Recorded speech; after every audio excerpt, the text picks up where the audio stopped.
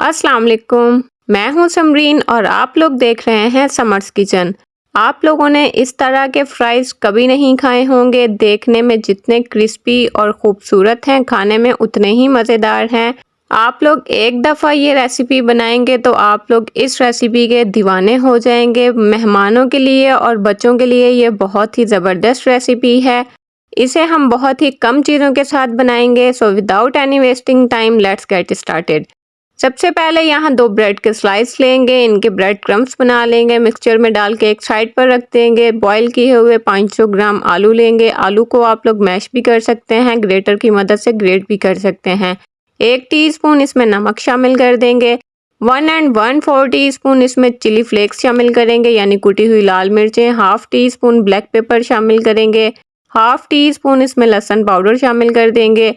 1/4 teaspoon oregano शामिल करेंगे। 1/4 teaspoon thyme, 1/4 teaspoon parsley शामिल करेंगे। ये ऑप्शनल है, आप लोग चाहें तो स्किप भी कर सकते हैं। 3 टेबल स्पून इसमें कॉर्नफ्लोर शामिल करेंगे। 3 टेबल स्पून इसमें ग्रेट की हुई मोज़रेला चीज़ शामिल कर देंगे। चीज़ आप लोग कोई भी इस्तेमाल कर सकते हैं। 3/4 कप ब्रेड क्रम्स शामिल करेंगे जो मैंने अभी बनाए थे। 3 टेबल स्पून इसमें हरा धनिया चॉप किया हुआ शामिल कर देंगे।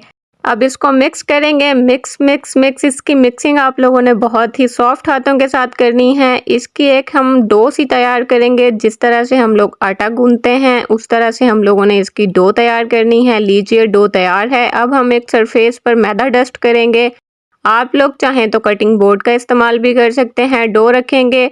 डो को थोड़ा सा हाथों की मदद से फ्लैट करेंगे। अब रोलिंग पिन की मदद से इसे बेल लेंगे। आप लोगों ने रोटी को थिक सा बेलना है, पतला नहीं बेलना। अब इसकी रफ साइड्स को कट कर देंगे।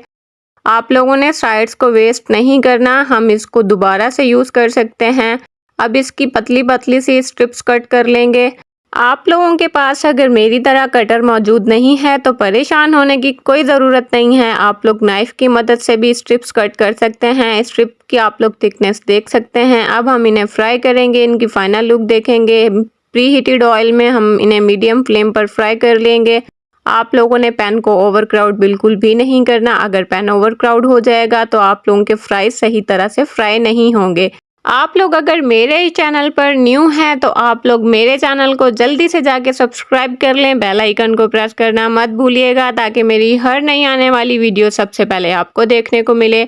आप लोग देख सकते हैं हमारे चीज़ी से फ्राइज़ बनकर तैयार हैं। अब मैं आप लोगों को तोड़ के चेक करवाती हूँ कितने क्रिस्पी क्रंची बनकर तैयार हुए हैं। एक दफ़ा आप लोगों ने इस रेसिपी को ट्राई ज़रूर करना है। इंशाल्लाह आप लोगों को ये रेसिपी बहुत ज़्यादा पसंद आने वाली है। इस रेसिपी को आप लोगों ने ट्राई कर लिया तो फ्रेंच फ्राइज़ की तो छुट्टी हो जाएगी। आप लोगों को वीडियो अच्छी लगी हो तो लाइक और शेयर तो बनता है। फ्रेंड्स में और फैमिलीज़ में शेयर कीजिए वीडियो को। मिलते हैं नेक्स्ट वीडियो में, तब तक के लिए अपना बहुत सारा ख्याल रखिए, दुआ में याद रखिए। अल्लाह हाफिज़।